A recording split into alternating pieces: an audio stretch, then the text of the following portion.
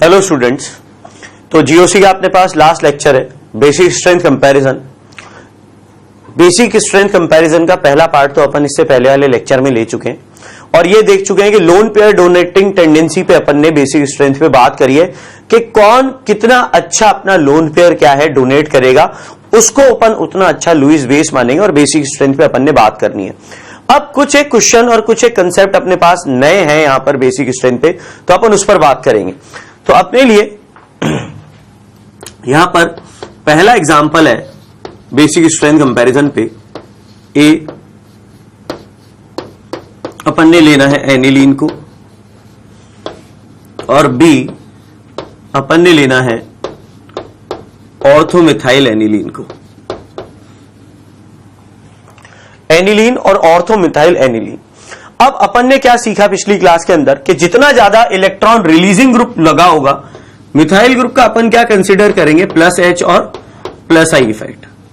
तो अपन क्या देख कर आए हैं कि भाई बेसिक स्ट्रेंथ प्लस एच और प्लस आई के कारण बढ़ती है, मतलब अपने लिए एक्सपेक्टेड बेसिक स्ट्रेंथ का जो ऑर्डर है वो अपने पास क्या आना चाहिए, बी ग्रेटर देन ए लिखेंगे और फिर लिखकर इसको क्या है अपन यहां पर काटेंगे। क्यों काटेंगे यहां पर? अब अपने लिए जो बेसिक स्ट्रेंथ का ऑर्डर होगा करेक्ट वाला वो अपने पास आएगा ए ग्रेटर देन बी और यहां पर अपन रीजन लिखेंगे एसआईपी इफेक्ट। मतलब अपने लिए आज का जो टॉपिक है वो किससे रिलेटेड है, एसआईपी इफेक्ट से। ये तो अपने लिए एनिलीन हो गई,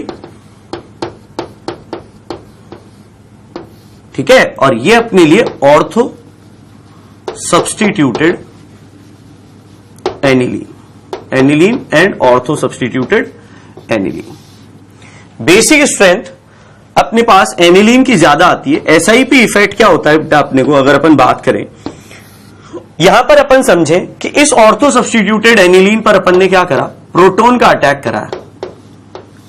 नाइट्रोजन के लोन पेयर पे अपन ने क्या करा, प्रोटॉन का अटैक कराया। अपन हमेशा ऐसे ही चलते हैं, प्रोटॉन का अटैक कराने के बाद अपन क्या देखते हैं, कॉन्जुगेट एसिड की स्टेबिलिटी देखते हैं। प्रोटॉन का अटैक कराने के बाद अपने को जो स्पीशी मिलती है उसके अंदर अपन ने क्या देखा कि नाइट्रोजन एटम पॉजिटिव चार्ज होने के साथ साथ यहां पर 3 हाइड्रोजन एटम sp3 जुड़े हुए हैं और यहां पर मिथाइल ग्रुप के पास भी 3 हाइड्रोजन एटम sp3 ज्योमेट्री के साथ क्या होंगे, जुड़े हुए होंगे। अब इनके बीच में क्या है बेटा, स्टेरिक रिपल्शन आएगा। यहां से अपने पास क्या होगा, रिपल्शन आने लगेगा। रिपल्शन आएगा तो ये वाली चीज अपने लिए क्या हो जाएगी, less stable.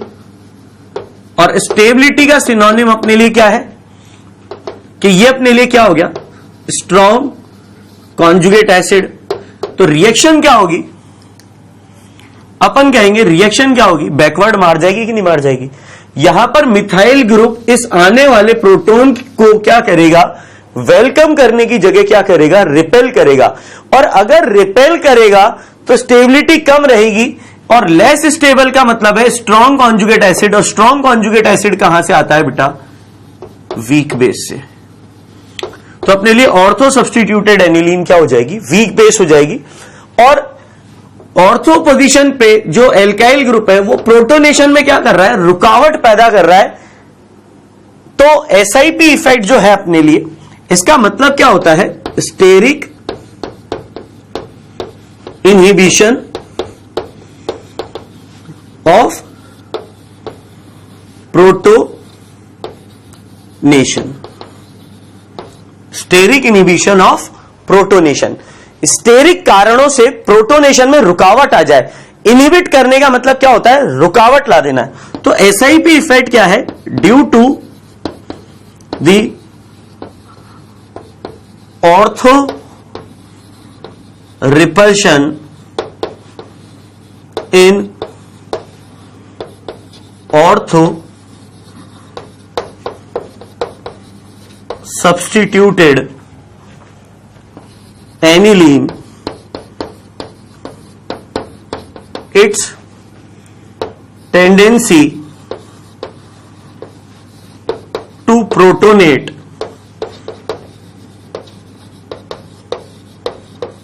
decreases, this is called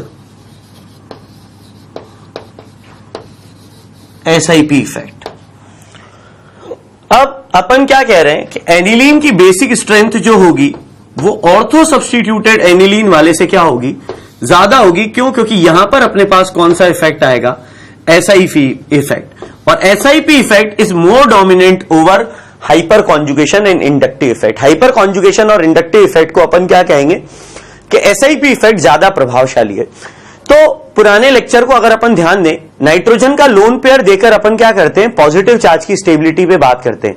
protonation किया और प्रोटोनेशन के बाद अपन ने क्या देखा कि अपने को नाइट्रोजन एटम का जो लोन पेयर है वो देने के बाद जो प्रोटोनेशन हो रहा है उससे अपनी कितनी स्टेबिलिटी मिल रही है। अपन देखते हैं कि कौन रिएक्शन फॉरवर्ड डायरेक्शन में क्या होगा, ज्यादा जाएगा।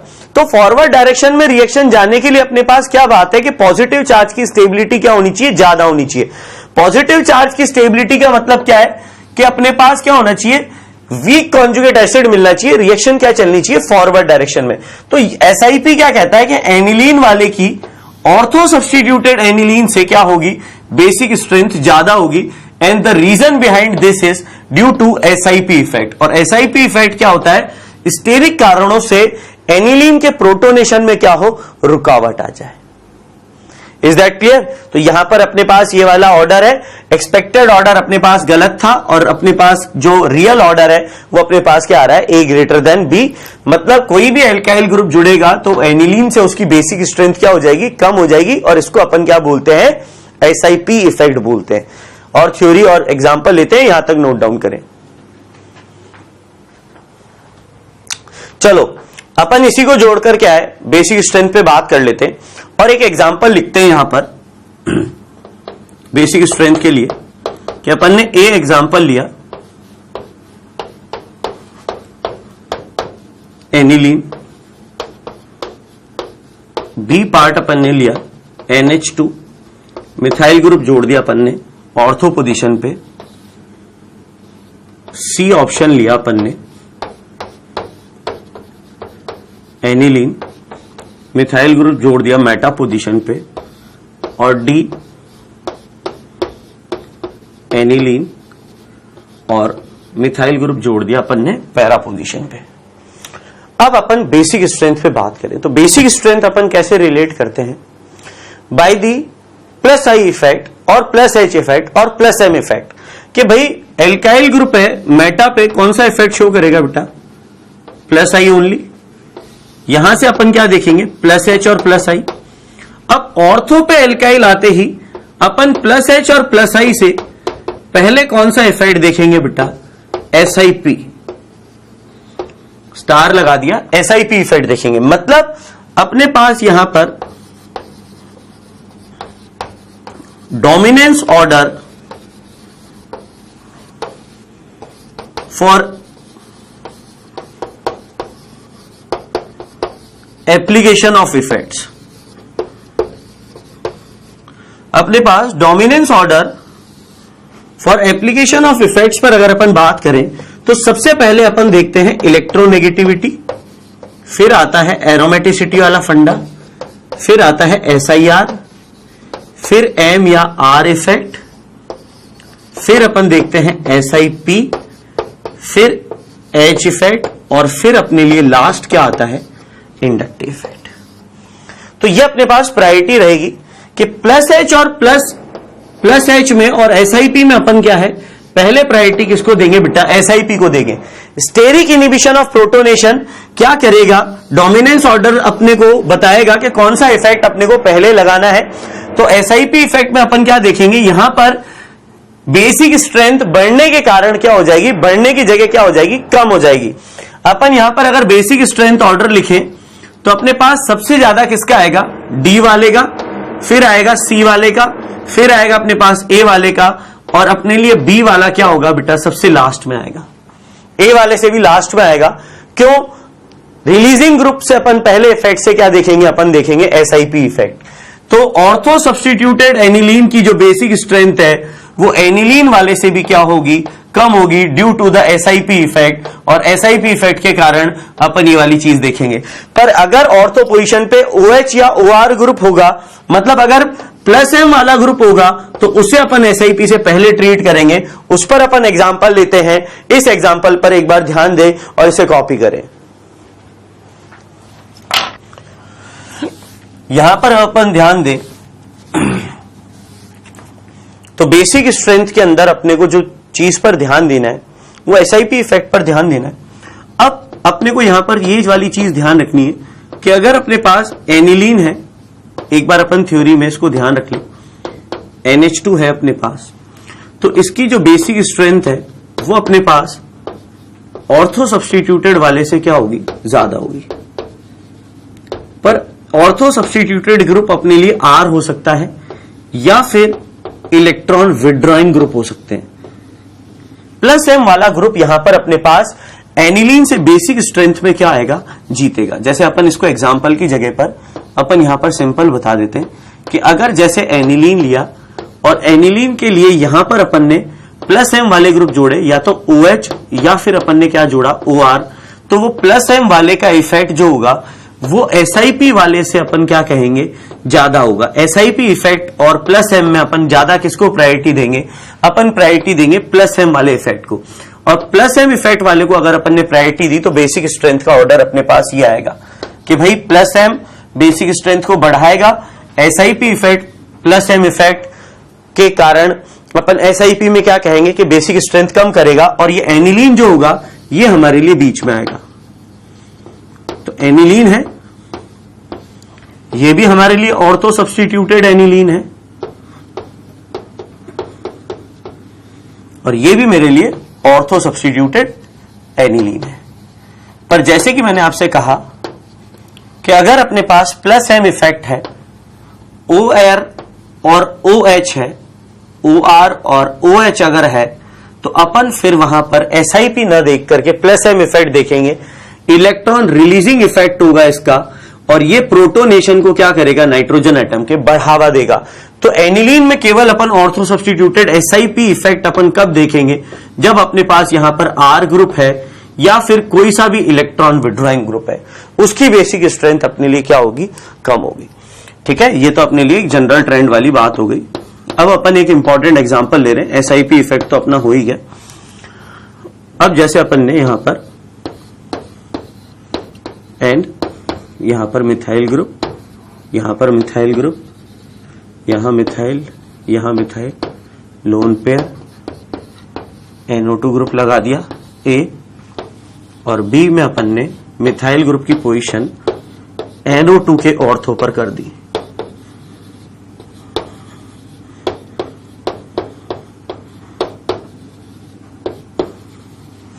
अब अपने को कंपेयर करने को आ गया कि इन दोनों के अंदर बेसिक स्ट्रेंथ किसकी ज्यादा होगी। तो basic strength lone pair donating tendency पर डिपेंडेंट है, और लोन पेयर अपन जानते हैं, सबसे पहले अपन ने क्या पढ़ा था कि नॉन कॉन्जुगेटेड लोन पेयर वाले की कॉन्जुगेटेड लोन पेयर वाले से बेसिक स्ट्रेंथ क्या होगी, ज्यादा होगी। तो ये वाली चीज हमको ध्यान रखनी है। यहां तक तो अपना SIP पूरा होता है, एनिलीन वाला, ऑर्थो सब्स्टिट्यूटेड एनिलीन, +M वाले, और +M के अलावा दूसरे वाले, उनकी अपने पास बेसिक स्ट्रेंथ कम होगी। अब यहां पर अगर मैं आपसे एक बात कहूं तो यहां पर पहले ही नोट लिख रहा हूं कि अपने लिए NR2 जो होता है ये अपने लिए टारगेट ग्रुप बल्कि है, टारगेट G है, टारगेट ग्रुप G, और ये हमारे लिए क्या है, बल्कि है। SIR वाली कंडीशन याद आ रही है, SIR steric inhibition of resonance. तो ये वाला जो लोन पेयर है ये यहां पर रेजोनेंस में नहीं जाएगा, क्यों, क्योंकि ऑर्थो सब्स्टिट्यूटेड है। तो यहां पर अपन क्या लिखेंगे, lone pair is of non conjugated type due to SIR effect. NH2 होता तो अपन नहीं मानते, पहली चीज अपन यहां पर आपको बता दें, NR2 तो बल्कि है, NH2 होता तो अपन इसे बल्कि नहीं मानते। तो ये वाला लोन पेयर रेजोनेंस में नहीं जाएगा, नॉन कॉन्जुगेटेड है, तो इसी नाइट्रोजन एटम पर सिचुएटेड रहेगा। अब फिर बात करें, टारगेट ग्रुप तो बल्कि है, पर अपने पास ऑर्थो पोजीशन पर क्या है, हाइड्रोजन एटम है, तो अपन यहां पर क्या लिखेंगे, यहां पर अपने पास no SIR over NMe2 group, यहां पर अपन क्या लिखेंगे, कॉन्जुगेटेड लोन पेयर। ये जो नाइट्रोजन का लोन पेयर है ये आराम से क्या होगा, रेजोनेंस पे आएगा। और जो lone pair conjugated lone pair है उसकी बेसिक स्ट्रेंथ नॉन कॉन्जुगेटेड वाले से क्या हो जाएगी बेटा, कम हो जाएगी। बेसिक स्ट्रेंथ का जो ऑर्डर है वो अपने लिए क्या होगा, A ग्रेटर देन B होगा। ये वाला लोन पेयर जो है रेजोनेंस में नहीं जा रहा है, इसकी नाइट्रोजन पे अवेलेबिलिटी क्या है, हाई है। अपन ने पूरा का पूरा पिछला लेक्चर इसी पर ही डिपेंडेंट था कि नाइट्रोजन एटम के लोन पेयर की डीलोकलाइजेशन या रेजोनेंस पे बात करनी थी। अगर रेजोनेंस में गया तो बेसिक स्ट्रेंथ क्या हो जाएगी, डिक्रीज हो जाएगी। और अगर लोन पेयर रेजोनेंस में नहीं गया तो फिर बेसिक स्ट्रेंथ क्या होगी बेटा, इंक्रीज हो जाएगी। नॉन कॉन्जुगेटेड वाला है, more the availability of lone pair more will be it's donor tendency, more the availability of lone pair more will be it's donor tendency. ठीक है, अब अपन एक दो है ना थोड़े से पुराने क्वेश्चन ही रिवाइज करेंगे बेसिक स्ट्रेंथ पे, और फिर इसको अपन वाइंड अप करेंगे चैप्टर को ऑन अ गुड नोट। ठीक है, पूरे के पूरे notes as it is maintain रखने हैं, पूरा रिवाइज करना है, और फिर जो इसके साथ अपने पास PDF मटेरियल है, जो अपनी शीट है, मॉड्यूल है, उसको आपको अटेम्प्ट करना है। और फिर अटेम्प्ट करने के बाद अपन उसके वीडियो सॉल्यूशन पे देखेंगे और आप उसके आंसर वहां पर क्रॉस चेक कर सकते हैं कि अपने आंसर सही है या गलत है। लिखें यहां तक। चलिए, तो अगले एग्जाम्पल पर अपन बात करते हैं बेसिक स्ट्रेंथ पे। अपन ने क्या करा यहां पर, एनिलीन ले लिया, यहां पर NO2 ग्रुप, एनिलीन, यहां पर NO2 ग्रुप, और फिर यहां एनिलीन, और यहां पर अपन ने NO2 ग्रुप जोड़ा है। SIP इफेक्ट वाली चीजें हैं। फिर अपन ने यहां पर सेम क्वेश्चन ले रहे हैं ताकि SIP इफेक्ट पर अपने को थोड़ा सा और अंदाजा हो जाए और कॉन्फिडेंस हो जाए। यहां पर OCH3 ग्रुप है, फिर वही चीज है, अपन यहां पर क्या करेंगे, NH2 के साथ OCH3 ग्रुप को मेटा पर, और मेटा से अपन उसको कहां पर उतार देंगे, OMe ग्रुप को पैरा पोजीशन पे। वैसे अपन यहां पर क्या करेंगे, NH2 chlorine, NH2 chlorine, NH2 chlorine. ये अपने लिए क्या हुआ, सेपरेटली 3 एग्जाम्पल बन गए। ये एग्जाम्पल नंबर अपने लिए कोई सा भी A, एग्जाम्पल B और एग्जाम्पल नंबर 3।